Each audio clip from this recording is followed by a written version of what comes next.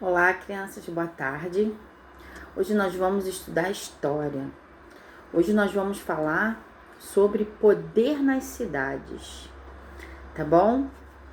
Então, quero desejar a todos vocês uma semana de paz e luz, que Deus esteja conosco, tá? Então, vamos lá, crianças.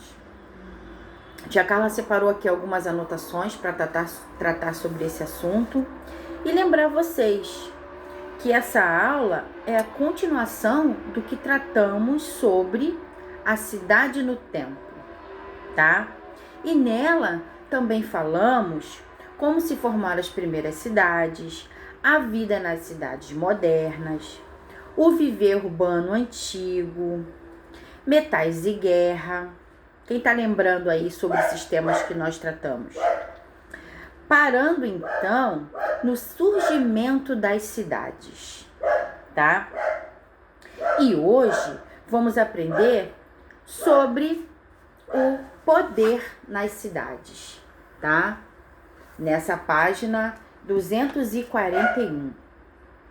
Bem, aqui se trata de um diálogo entre a turma da Eleva, tá? Que aborda esse tema.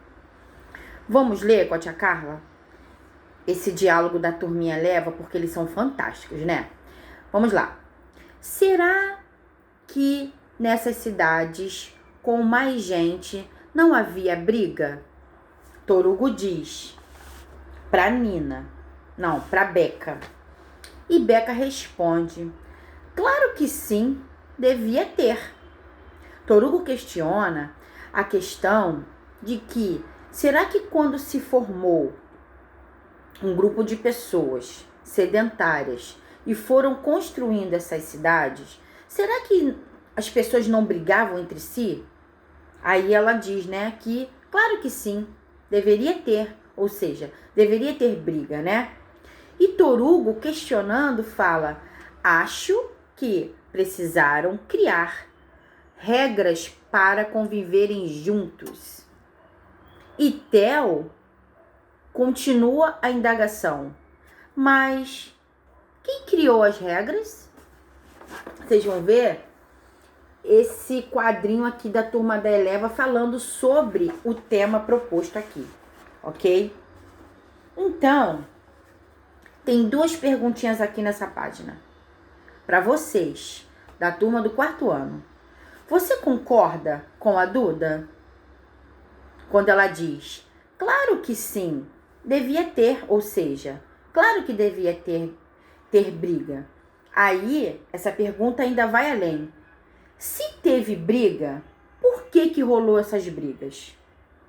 Qual será a resposta para a pergunta de Theo? Theo, em contrapartida à pergunta de Luquinha, diz: mas quem criou as regras?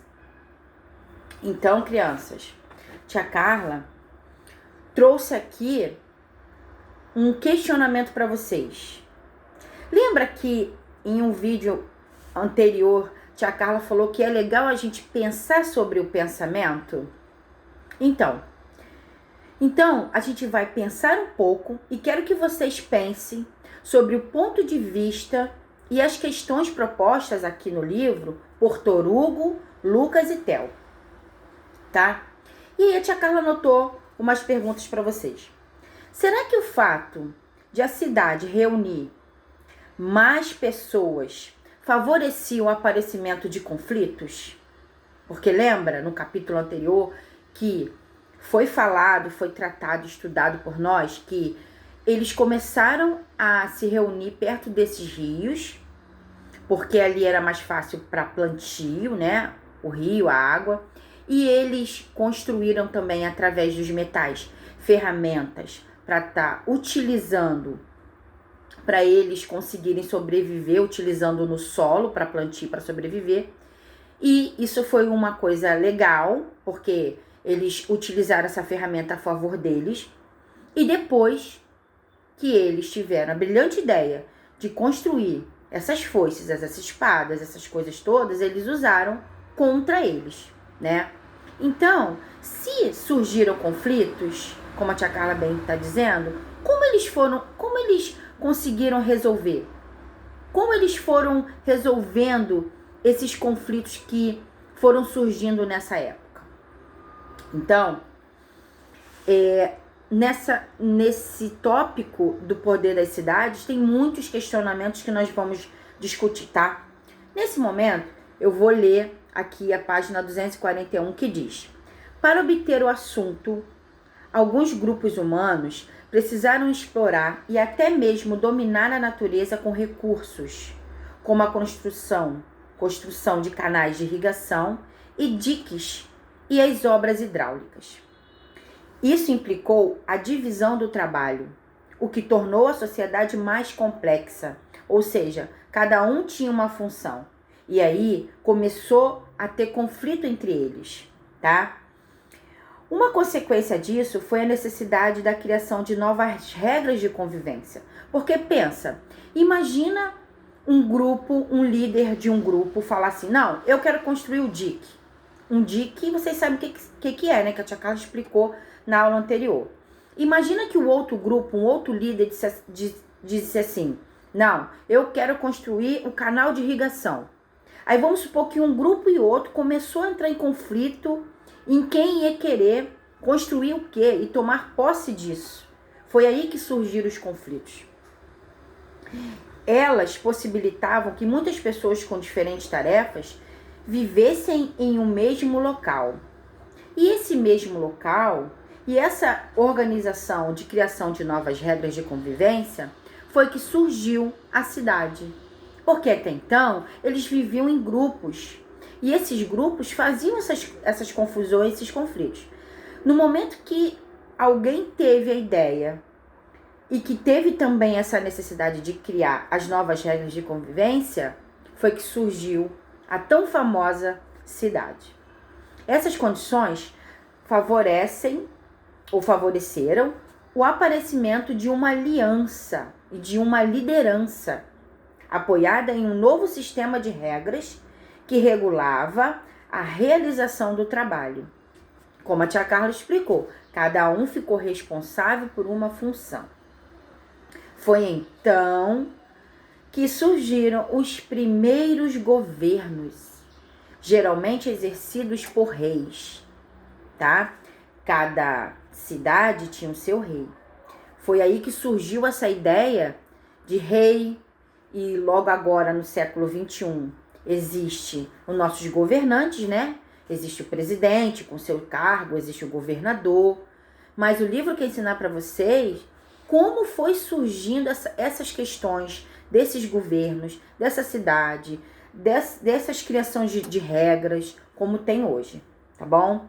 Agora vamos passar para a página 242. Então, crianças, aqui na página 242, vem falando um pouquinho mais sobre o surgimento e a organização dessa cidade. Aqui diz: aos reis não cabia cultivar o solo ou fabricar produtos do artesanato. Que lembra que nas páginas anteriores, inclusive nessa página 239, ele diz que aqueles que obtiveram a posse das melhores terras começaram a produzir excedentes. E o que eram esses excedentes? Aquilo que excede, o que sobra. Então, a tribo que ficava com a maior parte de terra conseguiam produzir mais. Então, esse rei que começou a comandar algumas cidades, ele ficou responsável não só por cultivar o solo ou fabricar produtos de artesanato, né?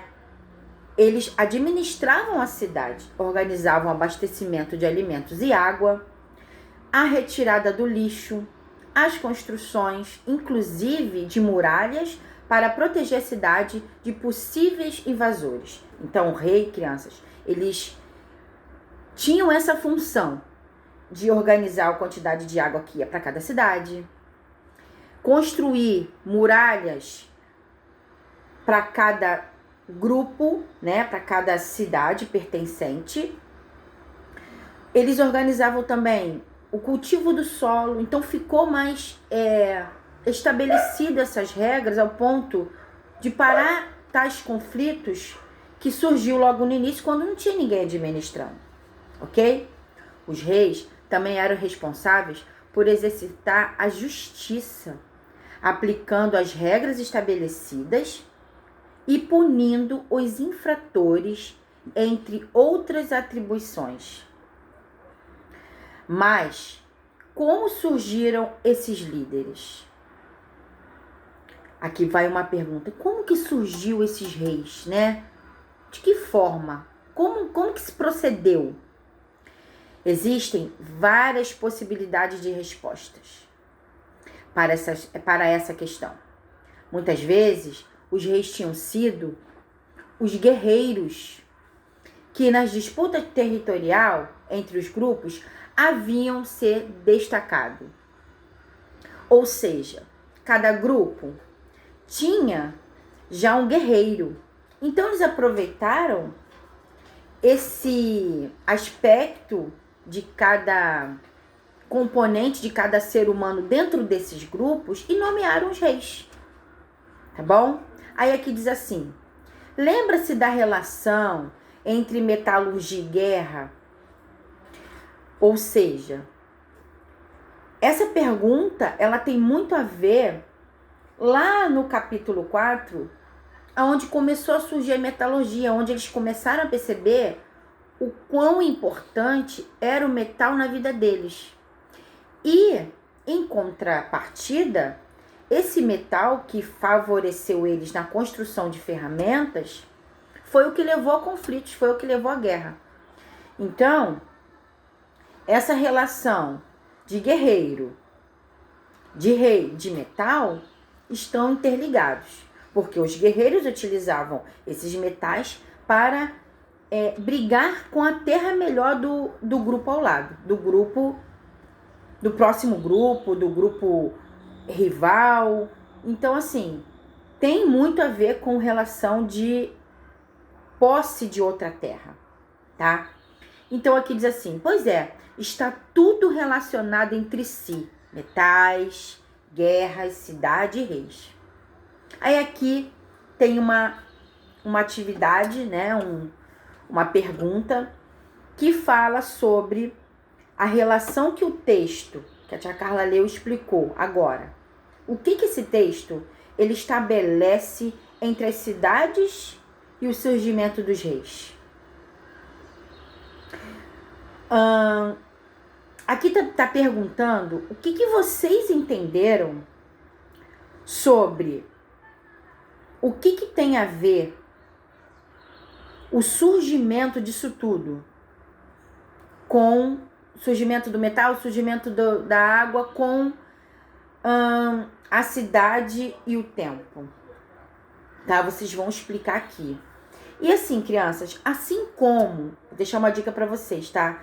Assim como esse diálogo aqui da turminha da Eleva fez os três, né? O Torugo, Lucas e Theo, pensar sobre o pensamento e questionar, né?